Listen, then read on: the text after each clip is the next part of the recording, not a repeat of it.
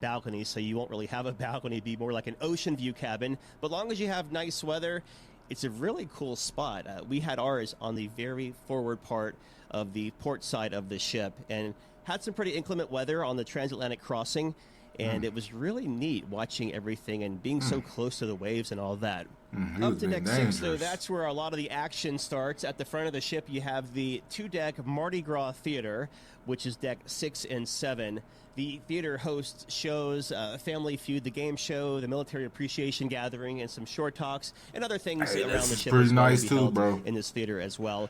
Now, The main pretty entrance nice is in there located too. up on deck 7, but there W is a is not passageway like to that enter in on other deck ones. 6. And that's by the spa, so it'll be on the starboard side of deck 6. The Cloud9 spa is on the forward starboard side of the ship, and the spa has a thermal suite inside of it with a mineral pool, steam room, sauna, heated tile thermal chairs. And outside of the thermal area, there's a lot of those treatment rooms, relaxation room, the salon for pedicures, manicures, and all the bamboo massages. Dang, Botox, give whatever me you one want, of you're pretty those. much doing Hold here. up now. The spa is interesting because although the reception area is here on deck 6, everything else is down on 5, but you have to enter the spa on deck 6. There's no entrance on deck 5. You have to take the steps down or this ADA-compliant elevator. Also, if you're in a Cloud9 spa stateroom up on deck 17, there's a direct elevator. It's only available to you, the Cloud9 occupant, and that'll take you from deck 17 straight on down to the Cloud9 spa, so that's nice as well. If you're wondering about the price for the thermal suite pass, it varies on sailing and they fluctuate, but somewhere between $169 to $199 per person for 7 nights. And of course, they have a couples pass, which normally saves you $100 or so. Just opposite of the Cloud9 spa is the fitness center. This is your basic gym that you'll find on almost every cruise ship with a row of cardio machines, upper and lower body equipment, and free weights. Also a workout studio in here as well where they have classes. Now, if you're leaving the gym, you come across a bank of elevators. On Carnival Celebration, there are 3 different banks of elevators. There's forward and midship, which each have 8 elevators, and then the aft bank of elevators has 6. Continuing our walk on deck 6, we'll hit the Punchliner Comedy Club. Now, on most Carnival ships, the Punchliner shows take place in the Limelight Lounge, so it's nice to see them actually giving the comedy shows their own home here on Celebration, which they also did on Mardi Gras. In fact, the Punchliner Comedy Club here on Celebration has 30 more seats than Mardi Gras. There's a big, beautiful mural on the wall with both the original version of the MS Celebration from back in the 80s and the new ship as well, allowing you just to kind of compare and see how big these ships are compared to each other. You'll also find the ship's coin here. Right across from the Punchliner Comedy Club is the piano bar, your typical piano bar here. It's a little bit larger than what you'll find on, say, a Vista-class ship, but not by too much. The piano bar was a very popular spot on our sailing, hopping very late into the evening or into the wee hours of the morning sometimes. There's also a decent-sized bar in here as well. All right, now we walk into Celebration Central, the AKA Atrium. This is the heart of the ship where it really comes alive. You'll find the side-facing atrium, although it's different from what you'll see on other Carnival ships, because on other Carnival ships there's a center atrium. This one actually faces the starboard side of the ship and serves almost a second theater at nighttime with several different shows taking place here as well. A lot of acrobatic shows and some new exclusive only to Celebration shows here. Now, during the day, it's much quieter and a great place to watch the ocean go by with these stunning 3-story panes of glass here. And then by night, of course, it turns into a show place, variety shows, what have you. They basically use the main theater and Celebration Central to divide the crowds at night. The Tropical Bar is also located on deck 6, which is your typical atrium bar. And then there's the Java Blue Cafe, which is easily double or triple the size of other Java Blue cafes you'll find on previous classes of ship. And with the amount of guests that Carnival Celebration holds, like, over 6,000 full capacity, very smart move making it a lot larger here. There's a grab-and-go cooler also in the morning and afternoon with, cereals, fruits, salads and stuff. And also you have the donuts that are $3 each, and then a spot for sandwiches and finger foods. Now, the grab-and-go and sandwiches, finger foods, are all included in the price of your cruise. However, the donuts and the, not muffins, I guess they are muffins, cupcakes maybe, are $3 each. And as I mentioned earlier, this is where you'll embark Celebration from one of the 2 gangways here off of 6. Walking aft or towards the back of the ship from Celebration Central, you'll find yourself entering the Gateway Zone. This is where you're met with that Rolls Royce that was taken from Carnival Ecstasy earlier in 2022. Royce. This really sets the stage for what you're going to experience in this That's zone. A Royce. Almost everything in the Gateway Zone is new to Carnival, including this very cool Golden Jubilee bar. The Gateway Zone is much different than the New Orleans-themed French Corridor on Carnival's Mardi Gras. In the same spot, but things are a little tweaked, different bar names, and they modify different areas as well. For instance, right here in the Golden Jubilee, on Mardi Gras, this was called the Brass Magnolia. And two changes they did. They made this a little smaller to expand the midship main dining room a little bit to add an extra section. And they also moved the stage in this space as well, from far against the wall to kind of more towards the entrance to make it better for line of sight. But the menu here in Golden Jubilee serves a lot of drinks of Carnival's past. For instance, the one I always grabbed was called the Yellow Bird. Now, just past the Golden Jubilee is the Carnival restaurant, which is the first of two main dining rooms on board. This one is a single-floor main dining room compared to the aft one on Deck 6 and 7, the Festival, which is 2 decks. But Carnival does still offer the set time dining, like 5:30 and 8:15, I believe, and also the anytime dining. And you can check into anytime dining on the app, so very important you download the app before you board the ship. A lot of stuff is actually integrated into the app. The Gateway Zone is also where you'll find the new bar called Latitudes. And this is kind of a bar, think of everything travel and different drinks named after different things, like the Singapore Sling is in there. For Italy, they have the Aperol Spritz. And there's really cool departure board right above the bar, and it's, I guess, a flip board they call it, where you'll find picture old train stations. Well, you see it right here, or old airports. Like the TWA terminal had one, and at JFK as well. But a really cool chill spot here with lots of extra seating. Inside this zone, you'll also find Emerald's Bistro, $13.97, created in partnership with celebrity chef Emerald Lagasse. This is an a la carte venue, so it does cost extra per dish. The average dish, somewhere around $5 or $6 per item. Could be a little more, could be a little less, depending on what you order. And the seafood here is market price, like the New Orleans oysters and shrimp and things like that. Emerald's is interesting because it's a hybrid of quick service and table service. So you order at the register, they give you a number, and then they bring it out to you, and you have bar service and water service right there at your table from the server. And continuing our walk back, you'll find that spiral staircase that goes up to Deck 7 and Deck 8. And then on the other side is Carnival Kitchen. This is the space where Carnival's chefs offer hands-on cooking demonstrations for a fee. So far, I've seen folks doing sushi rolling, backyard barbecue, ice cream making, and dessert baking, also pasta making in here.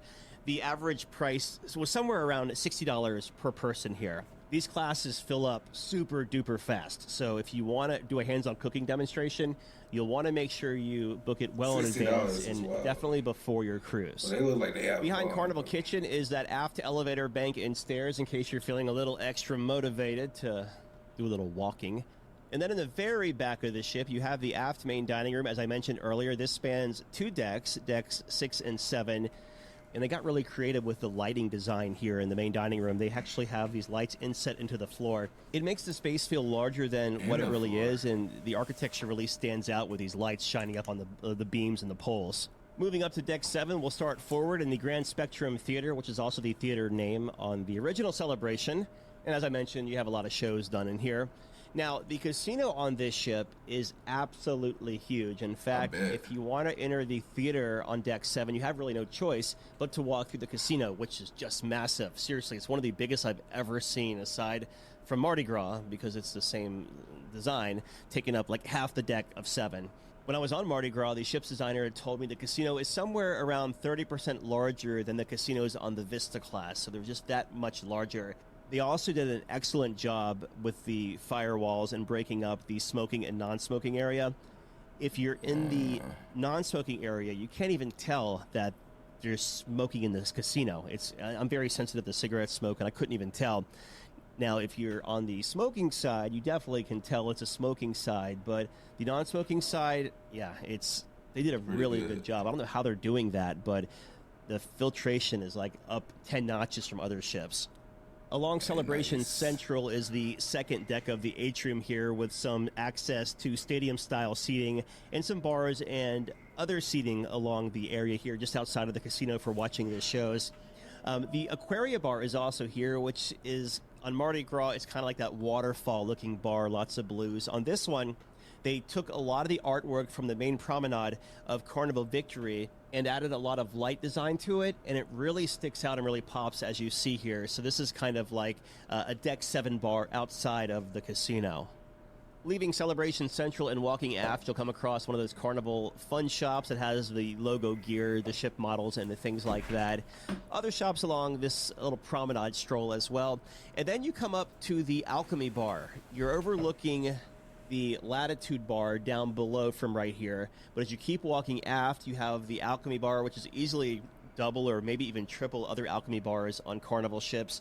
On the other side of this wall here where the Alchemy Bar is, you have the Limelight Lounge. That's also the nightclub. They do some trivia in here and different things throughout the day. And then making your way aft, you come across some extra seating that has about 4 or 5 booths here that can hold 4 people each or so, and then some tables along the railing overlooking Deck 6 and the light show that happens along this space at nighttime. Really cool light show, too, by the way. They have those virtual windows, we'll call them, with different kinds of scenes going throughout the day on there, reminiscent of a promenade light show like MSC Cruises has. Whoa. Keep walking aft, you'll come up on another spiral staircase here, and then you have the Fahrenheit 555 Steakhouse. Now, one thing they added to this space that I really loved is a horseshoe bar at the entrance to the steakhouse. Now, on other Carnival ships, the steakhouse bar maybe has room for 4 or 5 people max, but the Celebration and Mardi Gras too, plenty of seating in this space. In fact, you don't need a reservation at the steakhouse to grab a drink here, but I suspect a lot of people actually think you need a reservation because it's pretty quiet as you walk by. But anyone can grab a drink here, and it's a nice little place to have a pre-dinner cocktail and take the steps down to deck number 6 if that's what you're eating for that night. So really nice space here. And speaking of the steakhouse, trust me when I say that if eating here is on your to-do list, make a reservation as soon as possible. They do book up really fast, and it's definitely worth the cost of admission. Just opposite of Fahrenheit 555 Steakhouse is Dream Studios. This is part of the Pixels Photo Gallery, and it's where you can take those, special event photos if you're doing like a wedding, an anniversary, something like that. You can plan out those special shoots right here. And then you dead end into the Festival main dining room, which is essentially a carbon copy of Deck 6. Going on to Deck 8 is where you'll find the Summer Landing Zone. This is the very back of Deck 8, and it features a sprawling area called the Patio. There's lots of comfortable seating out here, and one of the ship's 4 pools located back here at Deck 8 aft as well. This area is great, especially early on in the cruise, because it takes a little while for people to discover it. I guess people are just used to ships only having 1 pool, and that's on the Lido deck, so that's what they typically gravitate towards, but not on Celebration or Mardi Gras. On the starboard side aft is another new-to-Carnival venue called the Watering Hole, also on Mardi Gras, though. It serves up refreshing drinks made with fresh fruits like watermelon. We also have another pool out here, more like a really big hot tub, but it's another place to soak if you want to.